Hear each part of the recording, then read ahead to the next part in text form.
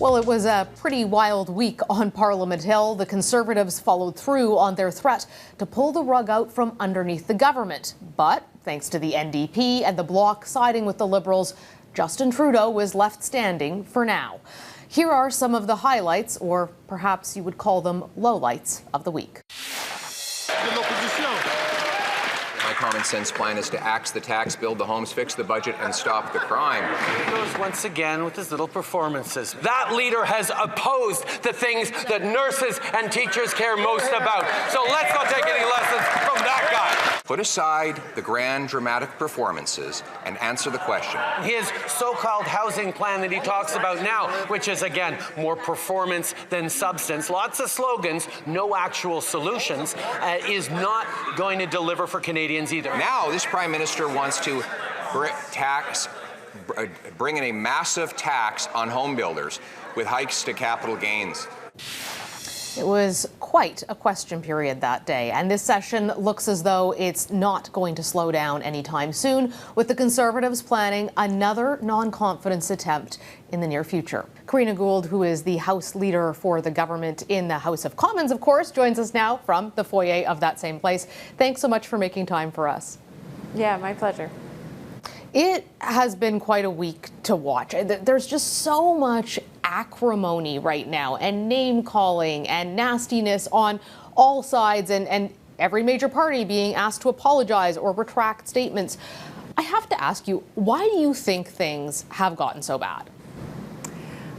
Well, I mean, honestly, since Mr. Poilievre became leader of the Conservatives, we've seen a real change in the tone in the House of Commons.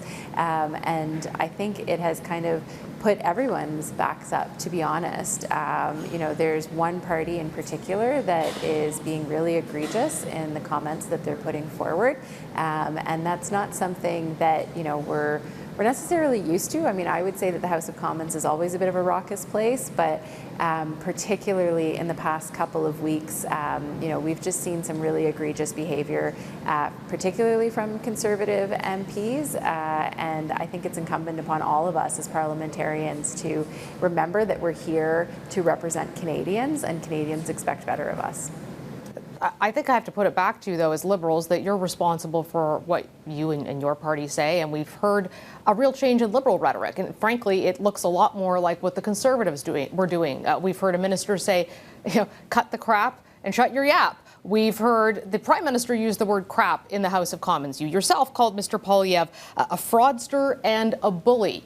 The Prime Minister did not retract comments that the Speaker asked him to do so for being unparliamentary. So the Liberals have your share in this too. Why are you deciding to reflect the same approach that you're criticizing the Conservatives for? Well, I wouldn't say it's the same approach. I would say that it's standing up to bullies and calling them out for what they are doing. I mean, I called Mr. Poilievre a fraudster because he's not telling the whole truth when it comes to Canadians and the price on pollution. But do you think that fraudster isn't taking an approach that is going to trigger acrimony rather than criticizing his approach or his policies? You're calling him personally a fraudster. Well, because he's not being truthful with Canadians when it comes to his policies. I think we have to point that out. I mean, he was being given carte blanche to say things that were simply untrue, and I think our job is to point that out and to make sure that, you know, we are pointing out when he is leaving things unsaid. You know, when it comes to the Prime Minister, he did withdraw his comment that the Speaker asked him to, but he withdrew crap, but he did not withdraw the allegation. Of a homophobic slur. Because those were comments that were made in the House of Commons, and it is completely inappropriate for Conservative members of Parliament to say what they said in that But they denied that it was homophobic. Well, I think we have to say that. Yeah, they denied it, but the fact of the matter is they said it, and it was totally irresponsible and inappropriate, and the fact that he denied it, that's, you know, up to Mr. Genis, but the fact of the matter is the way that he said it, the way that it sounded, and the moment in which he said it, he was clearly implying something, and that is so inappropriate, and Canadians should not tolerate that kind of language from their parliamentarians. And to be clear, we're talking about the comments there around sharing a bathtub and top bunk, bottom bunk. The Conservatives say they weren't thinking about sexualized comments. The Liberals say they were. This is As always, people listen and have to make decisions for themselves, but what do you think voters think when they see this kind of squabbling among their elected politicians who are supposed to be leading them?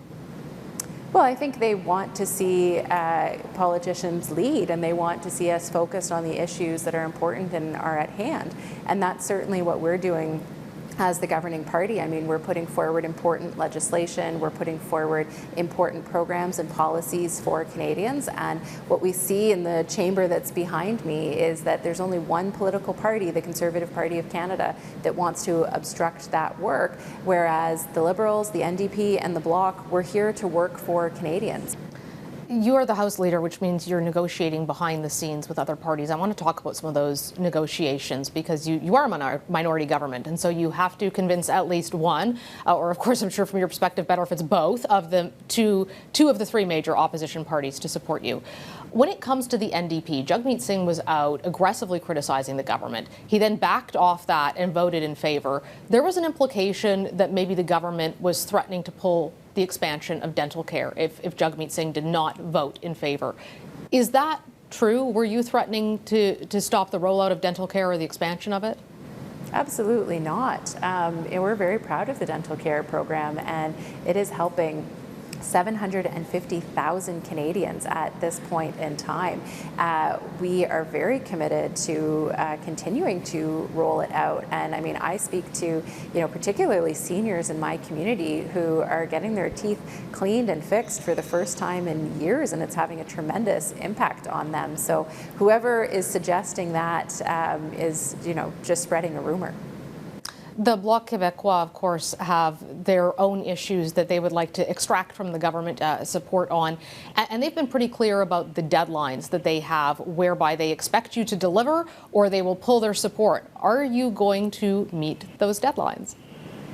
You're right, they have been very clear. I will say, as I've said many times, I obviously don't negotiate in public, but I also speak with all of my House Leader counterparts, even the Conservatives, on a regular basis, well, pretty much several times a day. That's, as you mentioned, how minority parliaments work, and so that's what I'm going to keep doing with all of the House Leaders in this Parliament.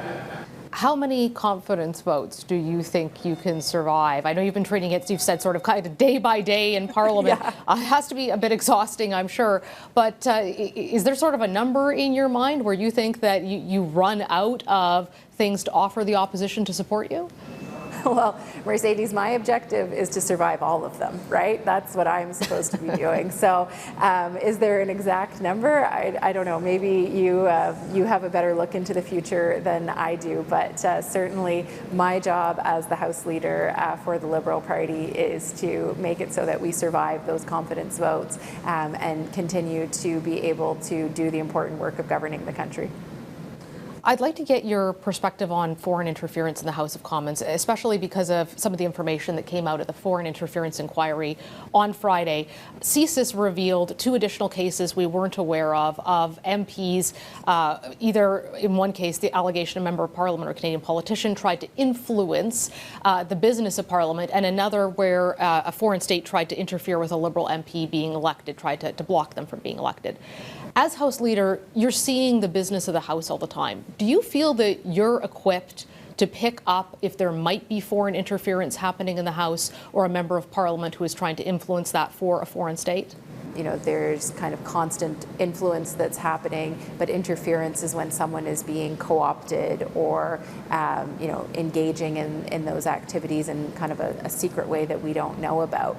I think there's a lot that's coming out within the inquiry, and I think that it's going to be incumbent upon all of us as parliamentarians, as political parties, with regards to our security agencies to really determine how we address this, because this isn't something that impacts one political party or one parliamentarian. It impacts our entire democracy. So, I'm learning about these things at the same time as you are, and certainly reflecting on, how we make sure that we are protecting what is, one of the most important things in this country, and that's our democracy. We could head into an election at any time, and of course, foreign interference is a big question mark. Do you feel that there are enough safeguards in place at this point to protect MPs in all parties who are running against foreign interference in that next election? Or do we need more time before we're ready to face that in the polls?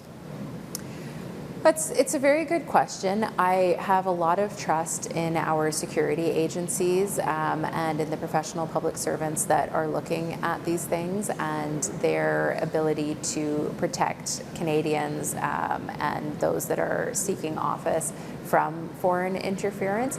But I think one of the questions that is coming to light in the inquiry is, at what time do they need to make that information public so that the broader Canadian public knows what's going on. And that's a really tricky thing to do, because that in itself can have an impact on the outcome of the election. But I think, in this regard, knowledge is power, education is important. The more people know and are aware of what the signs of foreign interference are, I think the more they can empower themselves to make informed decisions. So, we have to remember that foreign actors are also watching the inquiry, and they're going to be adjusting, what they do based on what they're seeing and what they think we know as well. So there's always going to be this kind of moment where foreign actors are going to be adjusting how they respond based on what we know that they are doing. So the short answer is, yes, I think that our security agencies can handle this. I think that we have very competent women and men in our security agencies who are looking for this and are able to respond. But at the same time, they're always going to be chasing after what's new and different and unexpected, because that's what the nefarious foreign actors are trying to do, is to be one step ahead. And then there's always, of course, the question of whether politicians listen to what the security agencies say to them. Do you think that perhaps the attitude on that has changed? Yeah, I do. I mean, I think all political parties take this very seriously, as they should, and it's always a question of understanding what the security agencies are doing, and of course, there's also a difference between intelligence and evidence, and being able to respond in that regard. So it's definitely not an easy space, but as I said, I've had the opportunity to work with our security agencies in my previous role as Minister of Democratic Institutions, and have a lot of trust and faith in their ability to confront these issues. House Leader Karina Gould, thank you so much for joining us. Thank you.